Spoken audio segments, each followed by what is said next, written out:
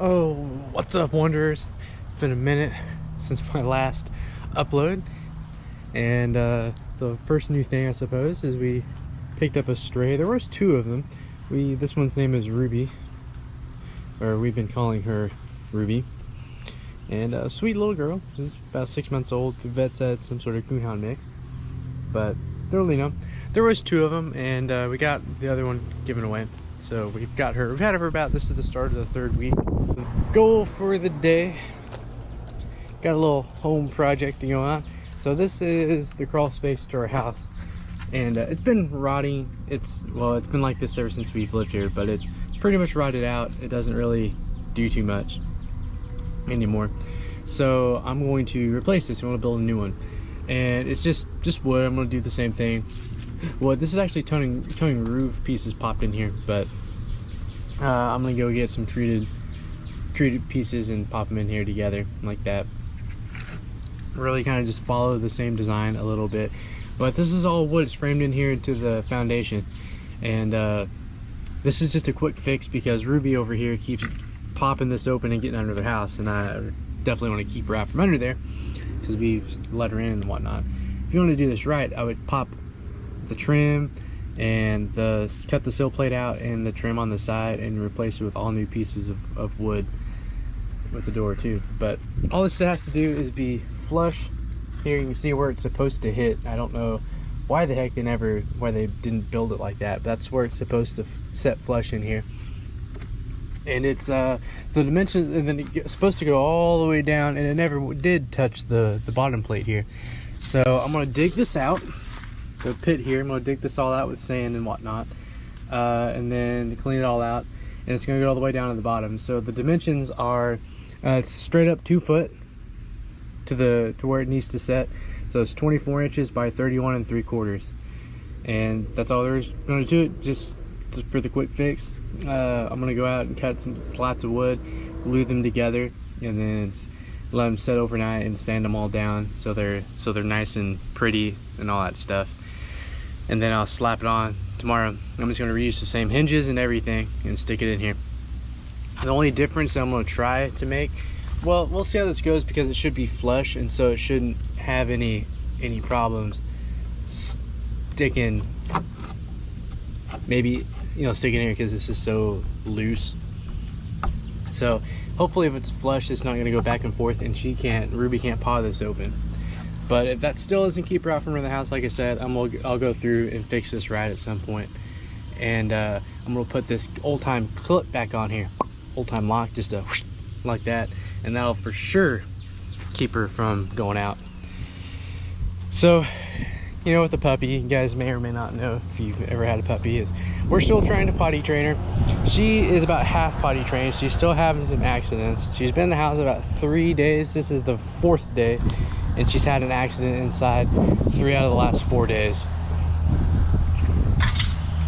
So luckily she's a little more, she's got a little bit of separating anxiety, which we're working on that. You'll probably hear her screaming when I go down to the shop here, but we've been working on it, and she does pretty good. But luckily she does really good about staying outside. Our other dog, Tucker, you can't leave him outside by himself. He'll hop the fence or dig under it or something because he has severe separation. Okay, so this has turned out to be a little bit of an issue.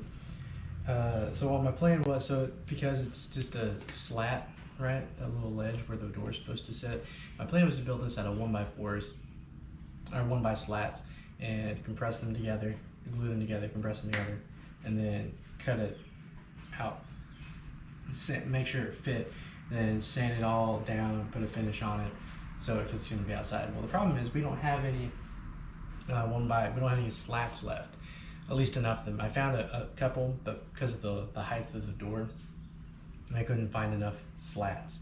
So that was the main issue.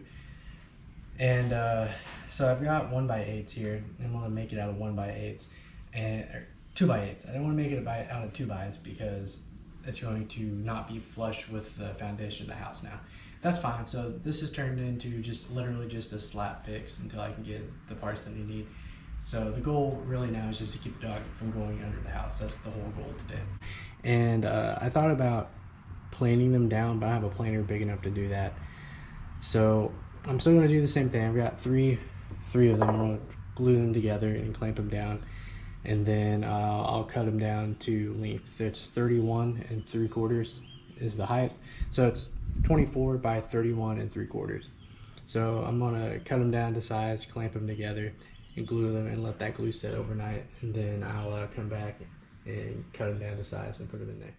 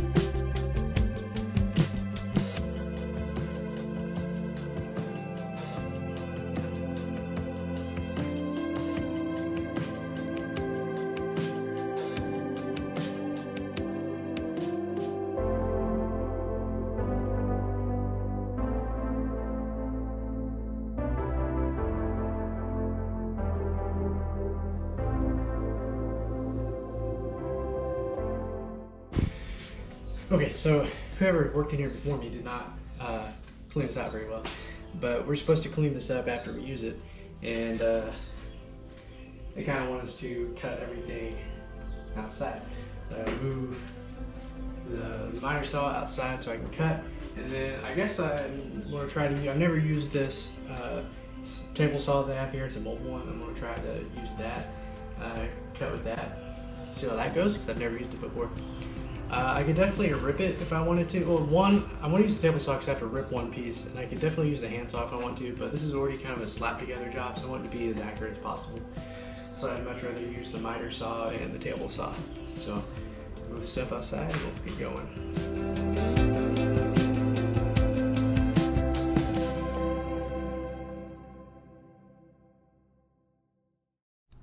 Alright, so I glued these together, and you can see some glue left over here.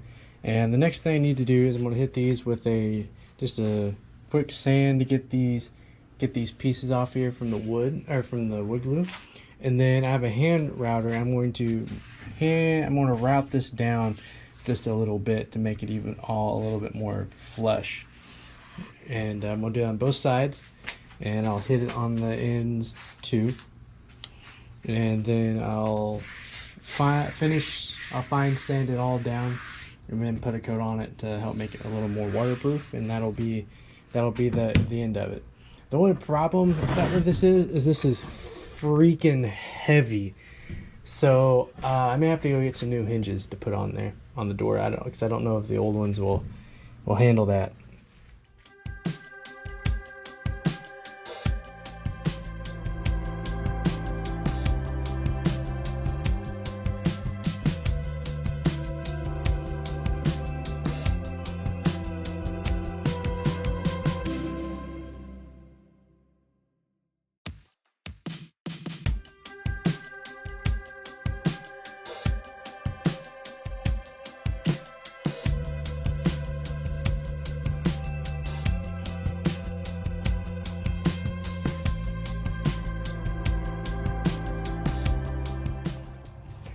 Alright, here we go. We got the finished product. So I ended up painting it white because, well, that's all I had. The yellow didn't match the house, white doesn't match the house, but again, we're just painting it so it wouldn't start rotting. And this is truly just a temporary fix.